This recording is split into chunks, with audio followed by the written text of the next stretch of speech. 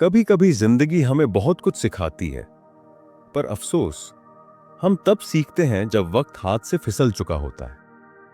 आज जो कहानी आप सुनने जा रहे हैं वो सिर्फ एक किसान की नहीं, वो हर उस इंसान की है जिसने कभी ये सोचा अभी तो बहुत समय है। एक छोटा सा गांव था, चारों तरफ हरियाली, खेतों में लहराती फसलें और मिट्टी की खुशबू। उसी गांव में एक किसान रहता था जिसका नाम था रघु। रघु मेहनती था, पर उसकी एक बड़ी कमजोरी थी। वो हर काम कल पर टाल देता था। उसका घर मिट्टी का बना था, सामने एक नीम का पेड़ और बगल में छोटी सी गौशाला। उसकी पत्नी गौरी जो हमेशा कहती थी, रघु, काम वक्त पर कर लिया करो, मौसम कब बदल जाए पता नहीं चलता। रघु मुस्कुराकर जवाब देता, अरे गौरी, तू तो हर बात पर चिंता करती है। देखना, अभी तो आसमान बिल्कुल साफ है, वक्त बहुत है। गौरी थककर चुप हो जाती। घर में दो बच्चे थे, बेटा मोहन और छोटी बेटी चंपा। बूढ़े पिता हरिराम अक्सर खाट पर बैठे खेत की ओर देखते और धीमे से कहते, समय पानी की तरह है बेटा, अगर उसे रोकना नहीं सीखा तो हाथ से फिसल जाएगा। लेकिन रघु के कानों पर जू तक नहीं रेंगती थी। वो मानता था, किसान का वक्त तो खुद खेत में छिपा होता है, जब चाहो निकाल लो। दिन बीतते गए। गांव के बाकी किसान सुबह सुबह खेतों में निकल पड़ते, पर रघु देर तक आंगन में बैठा मिट्टी से खेलता, बच्चों को हंसाता और कहता, अभी तो बहुत दिन हैं फसल काटने में, 2 दिन में सब कर लूंगा। गौरी अक्सर गुस्से में बोलती, तुम्हारी ये 2 दिन में कर लूंगा वाली बात एक दिन भारी पड़ेगी। लेकिन रघु हंसकर टाल देता। हरिराम उस पर गुस्सा नहीं करते, बस उदासी से कहते, बेटा, समय कभी किसी को दूसरा मौका नहीं देता। जो काम आज का है उसे आज ही पूरा कर। रघु जवाब देता, बाबा, आप भी ना, इतने सालों में खेती की समझ नहीं आई क्या? थोड़ी देर इधर उधर से क्या फर्क पड़ता है? और बस यही थोड़ी देर रघु की जिंदगी की सबसे बड़ी गलती बन गई। कुछ हफ्ते बाद आसमान अचानक बदलने लगा। गांव में बादलों की गड़गड़ाहट सुनाई देने लगी। बाकी किसान जल्दी जल्दी अपनी फसल काटने लगे, गोदामों में अनाज भरने लगे। गौरी ने भी रघु से कहा, देखो, सब लोग खेत खाली कर रहे हैं, तुम भी जल्दी जाओ। रघु ने खिंचाई लेते हुए कहा, अरे गौरी, तू तो मौसम विभाग से भी ज्यादा डराती है, इतनी जल्दी क्या है? कल जाकर काट लूंगा। उस रात बारिश की पहली बूंदें गिरीं। गौरी ने दरवाजे से बाहर देखा और मन ही मन डर गई। उसे लगा कुछ ठीक नहीं है। वो बोली, रघु, अब तो हवा तेज हो रही है, जरा खेत देखने चलो। रघु ने कहा, कल सुबह देख लेंगे, अभी तो हल्की बारिश है। पर वो हल्की बारिश धीरे धीरे भयानक तूफान में बदल गई। अगली सुबह जब सूरज उगा, गांव की गलियों में पानी भर चुका था। लोग चिल्ला रहे थे, बचाओ, खेत बह रहे हैं। गौरी ने रघु को झकझोर दिया, उठो रघु, देखो बाहर क्या हो रहा है। रघु भागते हुए खेत की ओर गया। वहां जो उसने देखा वो उसकी जिंदगी का सबसे बड़ा झटका था। उसकी सारी फसल, वो सोना जिसे उसने महीनों सींचा था, पानी में बह चुकी था। वो मिट्टी में घुटनों तक धंस गया, हाथों से कीचड़ हटाने लगा, मानो वो उस बहते हुए वक्त को पकड़ लेना चाहता हो। पर अब बहुत देर हो चुकी थी।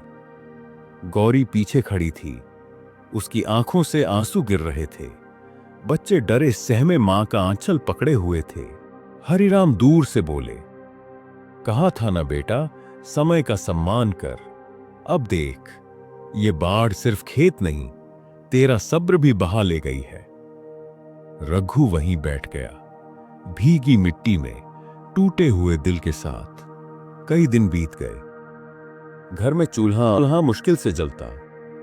रघु दिन रात खामोश रहता, कभी आसमान की ओर देखता, कभी बच्चों की ओर। एक दिन मोहन ने पूछा, बाबा, अब खेत में फसल क्यों नहीं है? रघु ने बस इतना कहा, क्योंकि तुम्हारे बाबा ने वक्त की बात नहीं मानी बेटा। हरिराम ने उसके कंधे पर हाथ रखकर कहा, बेटा, नुकसान सिर्फ फसल का नहीं हुआ, ये तो तुम्हारे भरोसे का नुकसान है। समय की चोट सबसे गहरी होती है जो ऊपर से नहीं दिखती। उस रात रघु ने चुपचाप आसमान की ओर देखा और मन ही मन कसम खाई, अब वक्त को कभी हल्के में नहीं लूंगा। साल बीत गए। रघु फिर से खेती करने लगा, इस बार वक्त का पाबंद बनकर। सुबह सूरज उगने से पहले खेत पहुंचता, हर काम समय पर करता। धीरे धीरे किस्मत भी साथ देने लगी।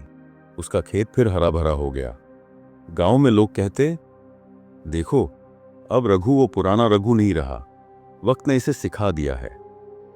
पर कहानी यही खत्म नहीं होती। अब उसका बेटा मोहन बड़ा हो गया था और उसमें भी अपने पिता की पुरानी आदत दिखने लगी, काम को टालना, अभी तो बहुत समय है कहना। रघु ने उसे कई बार समझाया, पर एक दिन उसने उसे वही खेत दिखाया जहां कभी उसकी मेहनत बह गई थी। रघु बोला, मोहन, ये मिट्टी देख रहा है, इसने मुझे सिखाया कि वक्त को हल्के में लेना मतलब खुद को डुबो देना। समय किसी से बदला नहीं लेता, बस सबक सिखा देता है। मोहन की आंखों में आंसू आ गए। उस दिन के बाद उसने अपने पिता की तरह मेहनत और समय का आदर करना सीख लिया। अब वो घर पहले जैसा नहीं था। सुबह से ही खेतों में हल चलने की आवाज, गौरी के मंदिर में दिया जलाने की खुशबू और हरिराम के चेहरे पर शांति की मुस्कान। रघु के जीवन का रंग फिर से लौट आया था, पर इस बार वो रंग वक्त की कीमत समझकर आया था। समय वो एक चीज है जो हर किसी के पास बराबर है, पर जो उसे सही दिशा में इस्तेमाल करता है वही सफल होता है। रघु की कहानी हमें यही सिखाती है कि टाल मटोल, प्रोक्रास्टिनेशन, सिर्फ काम में देरी नहीं लाती, वो धीरे धीरे जिंदगी से मौके छीन लेती है। समय की अहमियत समझने वाला इंसान न तो परेशानियों से डरता है, न ही भविष्य से भागता है। चले, समय हमें रोज मौका देता है सुधारने का, बढ़ने का, बदलने का। पर सवाल यह है, क्या हम उस मौके को पहचान पाते हैं? कभी भी किसी काम को कल पर मत टालिए, क्योंकि कल कभी आता नहीं, और जब आता है तो अक्सर बहुत देर हो चुकी होती है।